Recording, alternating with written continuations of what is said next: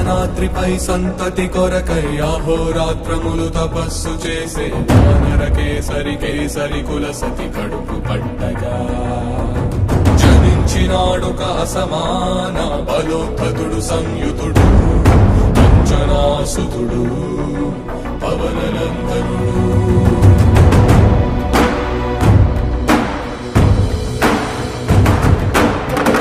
కిరణముల ఉదయాత్ముని గని అది పండిన తీయని పంటను పడు సూర్య మండలము పట్టి తినాలని ఊళ్ళూరే తన దేహం నాటున రవి మరుగై జగము చీకటై పోరా.